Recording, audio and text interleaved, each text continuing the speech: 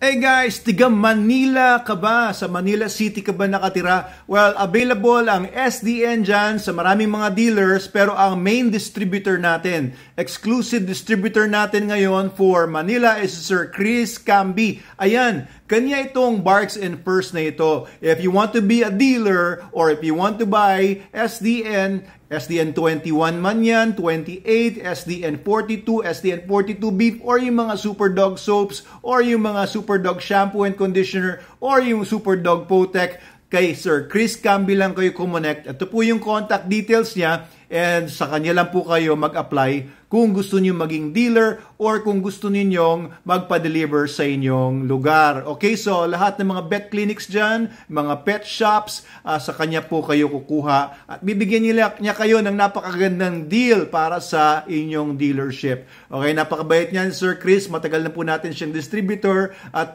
tinigil po kasi namin yung distributorship for some time, pero ngayon binabalik po ulit natin ang distributorship sa buong Pilipinas. Unang-unang pumirma sa exclusive distributorship agreement ulit si Sir Chris Camby. Susunod ang Pampanga, Bulacan, CDO, Davao, Palawan, Cebu, and ibang mga lugar. Pero hindi pa sila nakakapirma. If you want to apply for distributorship, kayo lang ang magsusupply sa buong city ninyo o sa buong probinsya ninyo, ay meron po yung mga requirements po. Just PM us or comment below para po ma-assist po namin kayo and be the exclusive distributor for your area. Okay? For Manila, Sir Chris Camby, ang ating exclusive distributor, Barks and Furs.